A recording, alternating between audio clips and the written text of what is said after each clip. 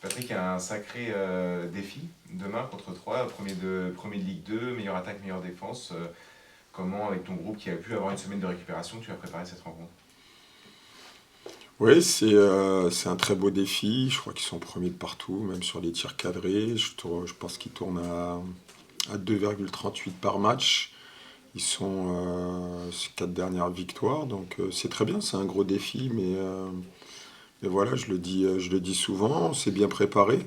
Après, on s'attend une nouvelle fois à un match compliqué, mais je le répète, il faut pouvoir y aller avec beaucoup d'ambition.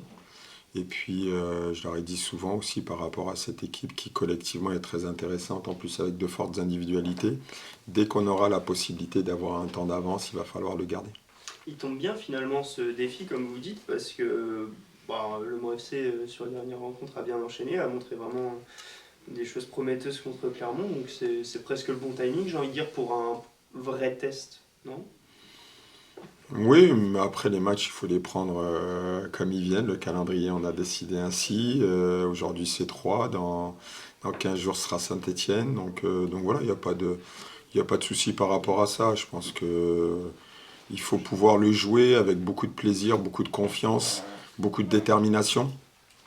Et c'est clair et net. On le sait très bien que le moindre petit détail, la moindre perte, on peut le payer cash. Donc à nous de faire le moins d'erreurs possible. Ce serait quoi un bon résultat? Le bon résultat, c'est toujours gagner. Voilà. Même quand on affronte le leader qui semble au-dessus du lot. Mais je respecte toutes les équipes et je vous l'ai dit depuis le premier jour que je suis arrivé. On se doit d'être compétiteur avec beaucoup d'humilité. C'est un club, certes, qui aujourd'hui a plus de moyens que nous, qui aujourd'hui, individuellement, ont sûrement des meilleurs joueurs que nous. Mais voilà, sur un match, tout peut arriver. À nous d'être à 200%. Peut-être que si le curseur il le baisse un petit peu, ça pourra faire la différence. À nous d'être aussi beaucoup plus tranchant, beaucoup plus tueur, beaucoup plus efficace que l'on a été lors du dernier match. Mais j'ai rien à cacher. Voilà, je vous le dis depuis le début de l'année. Je vous l'ai dit l'année dernière, tous les matchs, je les joue pour les gagner. Après, si l'adversaire est meilleur, on leur dira bravo et puis on va tourner la page et passer à autre chose. Justement, être efficace parce que Le Mans n'aura sans doute pas 24 tirs comme c'était le cas à Clermont, peut-être que oui, mais peut-être pas. Le Mans n'aura pas la possession comme elle a eu à Grenoble contre Grenoble, comme elle a eu contre Clermont. Est-ce que ça engage pour toi des réadaptations tactiques particulières par rapport au schéma de jeu que tu as l'habitude de mettre en place? Oui, il y a des choses qu'on va mettre en place bien précises par rapport à certaines zones. C'est une réalité. Une équipe qui aime aussi avoir la possession, une équipe qui a un milieu tournant avec beaucoup de qualité technique, beaucoup de vitesse. On le sait très bien, mais on voudra aussi l'avoir. C'est important. On va pas pouvoir courir pendant 90 minutes. Donc il va falloir faire des choses bien précises. C'est quoi la force principale selon toi de cette équipe qui explique ce début de championnat? Tu parles d'une force collective, des individualités, c'est un mix de tout ça?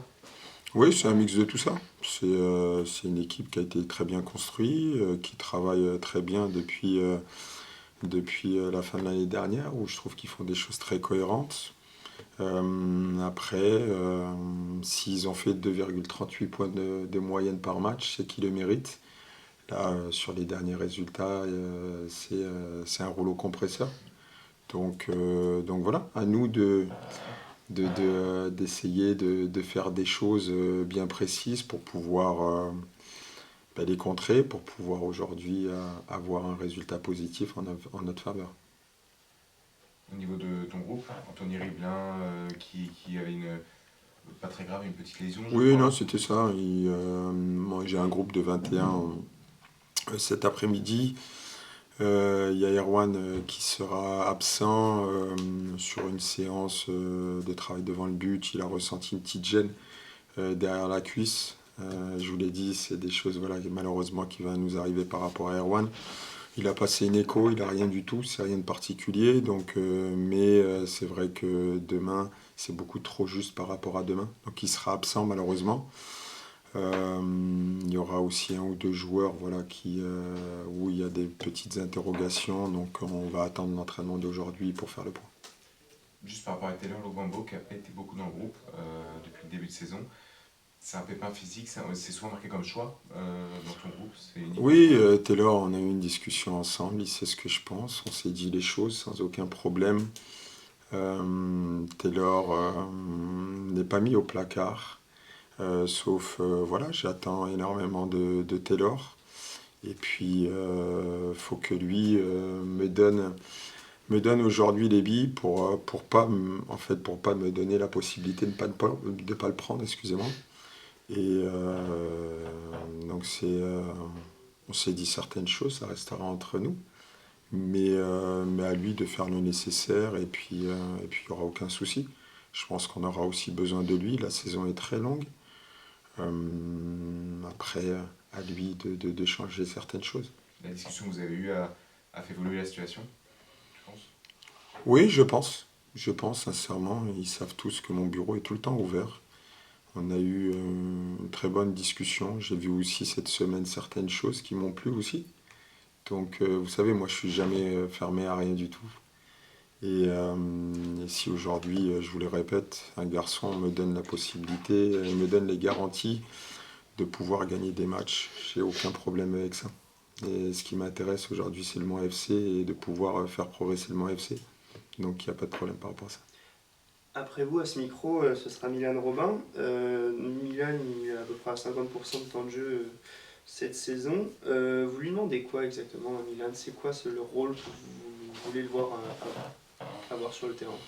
Par rapport à Jean Vercruz, par exemple. Donc, je pense que Milan, quand on l'a recruté, c'est un joueur qui est capable de nous ramener de la qualité technique. Après, c'est pareil, on se répète toujours à la même période. Il faut pouvoir assimiler notre projet de jeu, qui n'est pas évident, qui est différent de celui de l'année dernière qu'il a pu avoir. Il est en train de monter crescendo, même dans sa façon de travailler au quotidien. Voilà, à lui je trouve que la semaine dernière, pendant 1 heure, il a montré de belles choses. Il se doit aussi d'être beaucoup plus efficace dans les zones de vérité. Mais pour ça, il va falloir qu'il y soit plus souvent. C'est ce que je lui demande. Mais je le dis très bien, quand aujourd'hui on a envie de bien travailler, de bien faire les choses, on progresse tout le temps et Milan a cette volonté aujourd'hui. C'est un joueur à vocation offensive, Oui. quand même. Oui. Oui, c'est un joueur à vocation offensive parce qu'il a une certaine qualité technique. Après, j'ai envie de voir cette qualité technique dans les 30 derniers mètres. Et c'est là où il doit être beaucoup plus tranchant et il faut qu'il ait de meilleures statistiques par rapport à ça. Quand je vous répète, je sais que c'est très exigeant, mais quand mes MR, mes milieux relayeurs doivent avoir énormément de courses et d'être présents dans la surface, quand il y a énormément de centres, et on en a eu énormément la semaine dernière, des joueurs, des milieux relayeurs doivent se retrouver dans la surface et d'avoir cette proximité par rapport à nos attaquants. Je n'ai pas envie aujourd'hui d'écouter de la part de mes attaquants, on est beaucoup trop esselés, dès qu'on nous touche, nos milieux sont beaucoup trop loin et en fait notre bloc il doit être beaucoup plus compact et ce rôle des milieux relayeurs est essentiel. Vous l'attendez aussi au niveau du jeu aérien, j'imagine, offensivement, comme c'est quelqu'un de taille. Il est quand même assez grand, il fait un 87 speed, je crois. Oui, c'est pas sa qualité première, Ouais. malgré qu'il est beaucoup plus grand que le coach. Bon, c'est pas difficile, mais c'est pas sa qualité première non plus. Mais je pense qu'il a la possibilité aussi de se retrouver dans la surface et de pouvoir être décisif au niveau aérien. Vous bon bien un gardien sur le banc. Hein. Voilà. J'aurais un gardien sur le banc. Ouais. Non, Evan, sa petite femme, elle a accouché, donc il sera bien sur le banc. Et puis, on a un nouveau supporter. Voilà. Et c'est très bien. On est très contents. Félicitations à eux deux. Merci. Voilà, merci. Merci beaucoup, coach.